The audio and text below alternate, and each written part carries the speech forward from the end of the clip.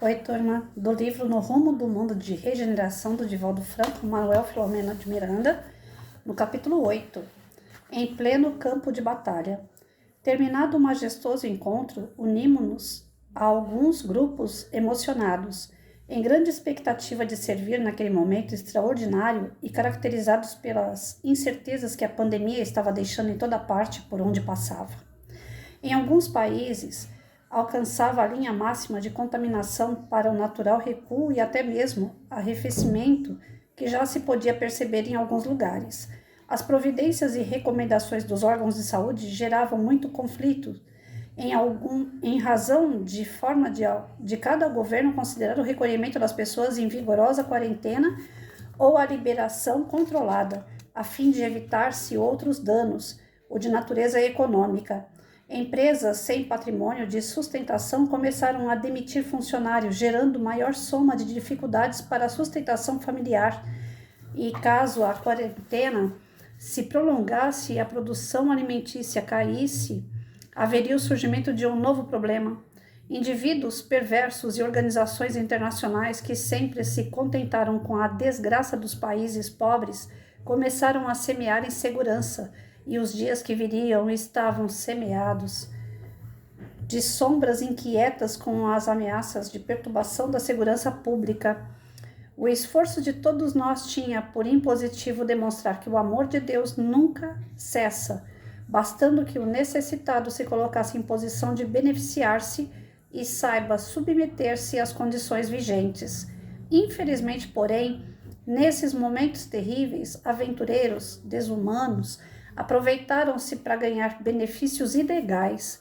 Os intrigantes políticos, sempre desinteressados do povo que os elegeu, e agora o trai de forma cruel, movimentavam-se nas casas de leis, especulando vantagens, comportando-se de forma turbulenta, enquanto a morte continuava ceifando as vidas deixadas em plano secundário. Após ouvirmos diversos grupos de diferentes áreas do país, retornamos preocupados à nossa sede de trabalho para mergulharmos na ação que não poderia ser postergada. Bom, então até aqui a gente passou por tudo isso, eu acho que é só um recordar aí, né?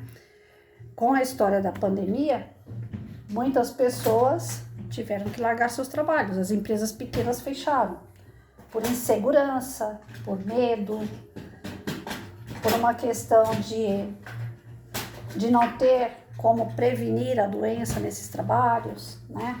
Não sabiam ainda como fazer isso, a questão da saúde pública não ter se organizado, né? A gente já vivia um caos na saúde pública. Quando acontece uma pandemia, então, coitado dos enfermeiros e médicos, os trabalhadores que realmente não cessaram um segundo nesse período terrível que nós passamos, né? Se não fossem os bons profissionais dessa época, eu não sei. Se morreu 10, ia morrer 20, porque os bons profissionais é que seguraram a onda, né? A gente vê que tudo começou com o quê? Com a colocação na mídia, a forma que foi colocada na mídia essa notícia. Não foi uma forma de, olha, se previnam, tá acontecendo em tal lugar, então vamos começar a se prevenir aqui. Não. Tá acontecendo em tal lugar, vai acontecer em todos os lugares, e aqui também vai chegar e vai matar, né? Então aquele pânico todo que colocaram as pessoas, ao invés da gente se organizar, desorganizou tudo. É como se tivesse pisado no formigueiro. As formigas, elas trabalham tudo sistemática, vocês já viram? Né? Se pega um vídeo no YouTube e dá uma olhadinha.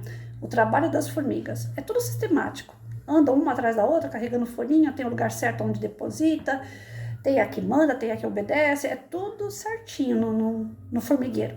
Mas se vai você e pisa no formigueiro, elas começam a correr uma para cada lado, perdidas, elas se desorganizam, elas não sabem se encontrar mais. Algumas morrem porque não conseguem retomar o formigueiro, outras morrem pisoteadas, outras morrem porque vivem em grupo, não tem ninguém perto, então, né, ela mesmo se mata. Bom, enfim, para nós é como se tivesse pisado num formigueiro, né? Já estava meio bagunçado o negócio já não funcionava direito. O campo da saúde nosso aqui no Brasil, ele é lastimável, principalmente o setor público. Aí você vai e pisa nesse setor, pronto, né? Um salve-se quem puder. Se a gente olhar por fora da situação, da forma que ela foi acontecendo, e a gente falasse assim, nossa, se a notícia tivesse vindo de uma forma tranquila, para que a gente olhasse o do vizinho e tomasse conta do nosso, dava tempo da gente se organizar, os hospitais, as pessoas, né, no campo do trabalho, no campo econômico, todo mundo ia, não, mas jogou a notícia como uma bomba e todo mundo, vamos ver o que vai sobrar disso tudo. Acabou que dentro da própria família também, as pessoas ficaram estressadas, ficaram angustiadas, com ansiedade, com crises, né, de todos os tipos emocionais, e isso fez com que a espiritualidade tivesse um trabalho muito maior, porque nessa hora foi colocado, né, quem é que tem fé? Quem é que agora pode dizer que acredita em Deus? Quem agora pode dizer que estava seguindo Jesus? Porque no campo político, no campo financeiro, no campo educacional, no campo da segurança, meu Deus do céu, foi o caos. Policiais tiveram que trabalhar dobrado, porque já que não tinha produção, diminuindo a questão do comércio, do abastecimento, corria risco de pessoas saquearem lojas, e teve lugares que teve o saque de lojas. Então os policiais, além de ter que correr atrás dos bandidos, que são bandidos, ainda teve que correr atrás de pessoas que eram boas, mas que estavam apavoradas. E que por conta do apavoramento, sem a fé, acabaram fazendo coisas assim que, né, fugia do que era correto. Se desequilibraram a tal ponto, falaram, não, tem que manter a minha casa, então dane-se, eu não quero saber como. Começaram a fazer até coisas erradas. No início falaram que a gente tinha que encher os armários de casa, porque ia faltar alimento. A priori era o álcool e água. Precisa fazer um estoque de álcool e precisa fazer um estoque de água. Vixe, encareceu tudo. E foi tudo um estrondo de mídia, porque não era para tudo isso. A doença ia aparecer de qualquer forma, com tudo estocado ou sem estocado, com a empresa funcionando ou não funcionando, a doença ia aparecer de qualquer forma. Não precisava ter parado nada, não precisava ter feito nada do que foi feito. Todo aquele estardalhaço foi desnecessário, porque quem tinha que morrer ia morrer do mesmo jeito. Quem não tinha que partir dessa para melhor ia ficar de qualquer jeito. Mas a gente escutou o quê? O que veio de fora. Mania de ficar assistindo jornal que não dá notícia boa. Né? Eu falei no canal do Palavras de Vida Eterna agora há pouco. Eu vi um vídeo do governador mandando recado para os prefeitos e o pessoal lá que mexe com enchente e tal. O pessoal fez um vídeo dizendo, sexta, sábado, domingo vai ter chuva, trovoada, vento, vai vir um temporal. Sexta para sábado, Patrícia não dormiu, sábado para domingo, Patrícia não dormiu, esperando aquele vendaval carregar o telhado. Não veio vento. E eu não dormi. E se eu tivesse dormido, ia levar do mesmo jeito. Então, por que eu perdi meu sono? Porque eu fiquei escutando os outros. Eu quase não escuto notícia ruim. Eu evito. As pessoas falam, nossa, mas você depois que aposentou, você se fechou para o mundo. Você fez um mundo só seu. Não fiz um mundo só meu. Só que eu tenho o direito de descansar. Eu não quero mais ficar nessa neura. Eu já fiquei nessa neura anos e anos. Vendo notícia ruim acontecer e eu ficar apreensiva, ficar angustiada e não resolver. Se eu posso resolver, eu vou ouvir e já vou tomando jeito. Se eu não posso resolver nada, aconteça. Depois a gente vê o que dá. Porque uma coisa eu aprendi a confiar em Deus. Seja lá o que eu fizer, vai ter que ser feita a vontade dele acima da minha. Não adianta eu querer passar por cima de Deus. Eu não vou conseguir. Então eu faço minha parte. Eu fecho a porta, eu coloco um telhado na minha casa. Se o vendaval vier e levar tudo, é porque tinha que levar. Eu vou fazer o quê? Eu fiz a minha parte. O Covid é a mesma coisa. É questão de higiene. Lava bem as suas mãos ao sair de casa. Quando você chegar em algum lugar, lave as mãos novamente. Use o seu álcool nas mãos. Aquele negócio do não posso respirar o ar da outra pessoa é praticamente impossível. O ar tá aí para todo mundo, em qualquer lugar. Independente se eu tô aqui, a pessoa tá a 10 metros de mim, o ar é o mesmo. Bateu o ventinho, o ar dela veio. Outro tá assistindo uma palestra, de repente veio a mulher deu uma tosse atrás de mim e ela devia estar um metro e meio afastada de mim, atrás de mim. A gente assistindo a palestra, de repente ela deu uma tossida e eu senti aquele cheiro de tangerina passar na minha frente, assim. Falei, nossa, ela tá lá longe de mim e o cheiro veio aqui, com a tosse dela. Ela não colocou a mão na boca e eu senti. Então, quer dizer, o ar tá em tudo que é lugar. Ele pode estar poluído ou não, ele pode estar ali com vírus ou não. Eu pego o Uber todo santo dia, eu preciso para poder fazer tratamento. Quantas pessoas sentam no mesmo banco que eu ali o dia inteiro?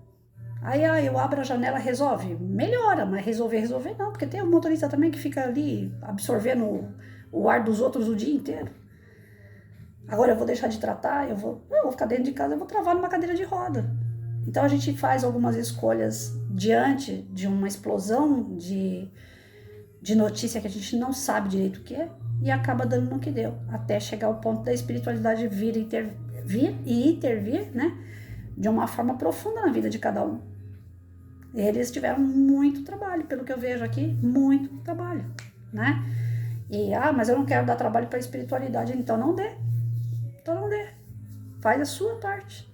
Trabalha você, os seus medos, seus receios, suas angústias, suas ansiedades, trabalhe você, né? Não, mas a espiritualidade está aí para me servir. Não, eles não estão aí para servir ninguém, não. Eles são bons, por isso que eles vêm servir. Eles não têm obrigação nenhuma, não. Eu já falei que se fosse eu, o espírito puro, e ver um cara quebrou na cara ali, e porque ele quer, eu falo, meu irmão, não lamento muito, quebra aí, bem a tua cara, depois você me chama. Eu não vou ficar aqui vendo você só fazendo besteira. Eu não gosto de lidar com pessoas, conversar com pessoas que estão bêbadas. Aí, vamos supor que eu fosse um espírito puro, o cara tá bêbado. Eu vou fazer o quê? Vou tirar o álcool dele? Não vou. Então, deixa a bebedeira passar, depois a gente conversa. É mais ou menos assim que funciona. Muitas das coisas que a gente faz, a espiritualidade olha pra gente e fala, não acredito, né? Tá fazendo isso. Era pra gente se sentir envergonhado diante do que aconteceu no Covid. Ao invés da gente ser mais amigo, ter empatia pelo próximo, ajudar o próximo, era o momento da gente crescer espiritualmente. Não, foi cada um por si, cada um por si, cada um por si. Aí o negócio não passa mesmo. Quanto mais sofrimento, vamos ver se batendo amacia a carne, né?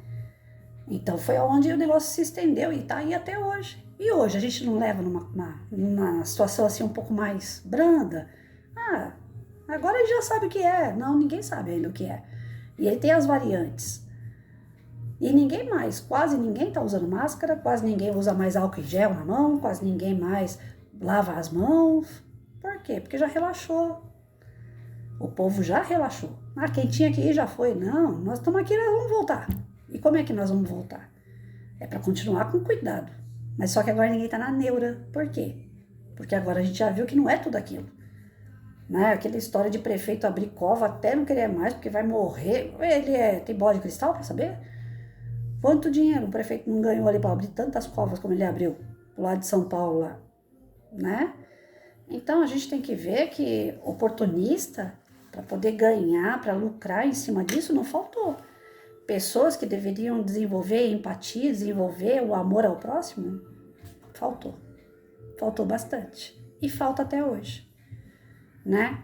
Não, se a pessoa tá com Covid, eu não vou fazer uma visita, porque senão eu vou pegar Covid. Pode ser uma prevenção, mas pode ser também tido como o quê? Egoísmo. O problema do outro lá é do outro. Foi ele que buscou isso, não fui eu. Qual é o nome que a gente dá para isso? Orgulho, né? Então o problema do outro é nosso também. Porque se o outro pega Covid, a gente também pode pegar Covid do outro, né? Então a gente tem que ter. Eu perdi na época, perdi modo de falar, né? Eu perdi pais de alunos. Eu conversava com alunos pelo celular, dando aula no celular, né? Uma forma fria. E aluno no meio da aula falava, professora, meu pai morreu de Covid. A minha tia, não sei aonde, morreu, Covid. Então, como que estava o psicológico dessas crianças? Até hoje elas estão na escola. Como será que elas estão caminhando na escola? Elas passaram por esse processo de medo, de angústia. Alguém já foi lá trabalhar o emocional dessas crianças? Não. Elas estão lá sobrevivendo a esse medo todo que elas passaram. Veio alguma autoridade lá de cima para fazer uma triagem com essas crianças, para ver como é que elas estão se comportando, como que elas estão caminhando, processando? Não, eu não vi ninguém preocupado com isso, porque o problema das crianças é dos pais, não é nosso. A educação não tem nada a ver com isso, a educação é só matemática, português, história e geografia. E não é bem assim. Nós estamos formando crianças que passaram por esse sistema de medo, de angústia, de ansiedade. Essas crianças estão dentro da escola até hoje. Vamos ver o que vai dar. Que tipo de profissionais que vão sair ali, com esse sentimento todo de medo. Porque o que teve na época é isso, medo. Plantaram medo. Foi pior do que o Covid. O Covid é um vírus que vem, dependendo do teu organismo, você pode matar ele ou ele te matar. Agora o medo, sobreviver ao medo. Como será que estão essas crianças hoje, gente? Porque os adultos que passaram por isso, souberam passar, estão levando a vida. Adultos que não souberam passar, caíram em depressão, morreram. Eu tenho meu pai, que eu tenho quase certeza, que morreu de depressão, não foi de cardíaco. De tanto ficar preso dentro de uma casa sem poder conversar com ninguém. Por medo. Então, a gente tem que tomar muito cuidado com as coisas que acontecem em volta, né? Todo o trajeto do Covid, esse livro está colocando. Eu estou achando maravilhoso. Para mim não importa se o Divaldo é muito questionado, né? Se ele tem boas intenções, se ele quer o estrelismo. Ele é muito questionado. No meio espírita, o Divaldo é muito questionado. Que as obras dele, às vezes, não condiz muito com as obras, né, espírita, como que eu posso falar, meu Deus do céu? De acordo com as obras do Allan Kardec, né, que são obras de veracidade, que algumas são meio fantasiosas, independente do Divaldo, independente se é fantasia ou não, algumas coisas que ele escreve, o que está aqui não é fantasia. O que está aqui aconteceu. Então, eu gosto muito de ler esse tipo de texto. Não é pelo autor, não é se é porque é verdade ou porque é mentira, mas para tirar daqui uma reflexão. E qual é a reflexão que eu tiro disso aqui, ó? Uma página só. Uma página e meia, para falar a verdade. O que eu tiro daqui? Que a gente não pode ser manipulado. Que a gente tem que buscar essa verdade. Se ele fala a verdade ou não, não me interessa, mas isso aqui é a verdade que nós passamos. E na época nós não buscamos a verdade. A gente ligava lá na maior emissora de TV e rádio do mundo, e lá tava, morreu 10 mil pessoas hoje, morreu 11 mil pessoas hoje, agora vai morrer 40 mil pessoas. E nós morremos todos os dias assistindo aquilo, acreditando naquilo e deixando pessoas próximas da gente morrer de medo.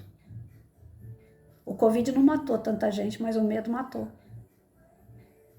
Então, se a gente estuda, se a gente coloca para pensar, né, a massa cinzenta que a gente tem aqui dentro, a gente vai ver que o negócio podia ter sido menor. Ia ser grande escala, muitas mortes e tal, porque o planeta está passando por uma transformação de expiação e provas para regeneração, sim. Mas eu tenho muita gente que entrou nesse barco que estava furado, porque não levou alguma coisa para entupir o buraco. Ah, tá afundando, eu vou entrar lá para afundar junto também. Foi de livre e espontânea vontade. Ninguém pensou em tampar o buraco desse barco que estava furado. Tava todo mundo preocupado em se salvar ou se jogar de vez. Tipo Titanic, né? Enquanto, eu acho que se eu tivesse lá no Titanic, enquanto tivesse um pedacinho de pau lá em cima, lá no mastro, eu ia subir, eu ia dar um jeito de escalar para poder tentar viver. Mas teve gente que não, que viu que ia afundar mesmo, já se jogou na água gelada lá e dane-se. Vou morrer de qualquer jeito. E foi isso que nós fizemos no Covid, né? Nós deixamos nos levar pelas notícias, nós deixamos nos levar pelas autoridades incompetentes que estavam gerenciando os estados, as prefeituras, os bairros, né? Quem é que estava na rua? Polícia e pessoas imprudentes. Aí sim, aí eu vou falar que teve o pessoal que não estava nem aí com nada. Os pancadões não pararam de acontecer devido ao Covid. Essas pessoas não acreditaram que iam morrer. E notícias de pessoas de rua mortas pelo Covid, a gente quase não tinha. Repararam nisso? Ué, a pessoa vive na rua, mora na rua. Morreram por outros fatores, não Covid. dor, como que eu vou falar? Problemas cardíacos, gástricos, cerebrais. Não dava mais entrada em um hospital. Ninguém morria mais por causa desses órgãos. Todo mundo só morreu de Covid. Tá dando para entender? A gente assistia a televisão, só Covid morria. Ninguém mais teve problema cardíaco. Ninguém mais teve problema no rim. Ninguém mais teve problema no baço. Ninguém mais teve problema em lugar nenhum. Só Covid. Eu cheguei a ver numa sala de médico uma pilha de papel, assim, do ladinho do médico, assim. Aqui o computador dele. Aqui tudo preenchido. Ele só tinha que assinar e carimbar na minha frente. O que é isso aí, doutor? Não, é os remédios que você tem que tomar, porque se for Covid já tá pronto. Eu falei, mas e se a pessoa chegar aqui e tiver outro problema? Não, mas isso daqui é porque tá tendo muito Covid. Eu falei, não é. Todo mundo que saía dali saía diagnosticado como Covid. Podia ter uma dor de cabeça que era Covid. Tenho certeza. Muitos laudos estavam prontos. A pessoa dava entrada no hospital, morria, o laudo, Covid. Covid. Tudo era Covid. Foi sério o negócio, foi muito sério. Mas a gente passou por tudo isso, ainda está passando de uma forma branda. Por que nós estamos passando agora de uma forma branda e lá no começo, desde o começo, não foi brando assim? O Covid está aí, influenza está aí, gripe está aí, do mesmo jeito. Porque nada mais é o Covid do que uma gripe com, como que fala? Negócio mudado lá. A cepa, né? Mudada, transformada. Mas é gripe. Aí o presidente da época tomou pedrada até não queimar porque ele falou, isso aí é uma gripezinha, gente. Uma gripezinha que mata. A gripe normal ela mata. Se a pessoa já tem a propensão com pneumonia, se ela já tem um corpo debilitado, uma gripe mata. Eu, Patrícia, tenho comorbidade chamada poliomielite. O médico um dia falou pra mim, se você pegar uma gripe é igual pegar AIDS. Vai acabar com você. Então eu tomo medicação para não pegar gripe. Então, é uma gripe. Só que é uma gripe com essa cepa modificada, que atinge pessoas com baixa imunidade e mata. Graças a Deus eu tô aqui contando a história, mas se eu tivesse pego eu tinha morrido. Porque uma gripe pode me matar, uma gripezinha, que dirá um covidzinho. Então, gente, em resumo, nessa uma página e meia aqui, nós acreditamos em muitas coisas. E a gente não tem que acreditar em tudo. A gente tem que estudar. A gente tem que pesquisar. Não sei o que foi que me falaram esses dias, eu corri e fui na Google. Não vou lembrar agora e o vídeo já tá longo. Bom, enfim, eu sei que me deram uma palavra e eu não sabia o que era, eu corri na Google lá e pesquisei. Falei, tá aqui, é isso aqui. Não era nada daquilo que a pessoa pensava. Eu não lembro agora, eu queria lembrar direitinho a situação para explicar, mas eu não vou lembrar. Eu sei que eu fui na Google, olhei o que era, falei pra pessoa, não é isso que você tá pensando não, é isso aqui, ó. Hoje em dia a Google tá aí para isso, pesquisa. Tá na dúvida? Pesquisa. Mas não deixa o pessoal ficar manipulando, não. Porque depois vem a espiritualidade e fala, meu Deus do céu, por onde nós vamos começar? Porque a bagunça toda, para organizar, não é fácil. E muitas das coisas que a gente passa, a culpa é nossa mesmo, porque a gente não sabe lidar com elas, né? Amanhã a gente continua.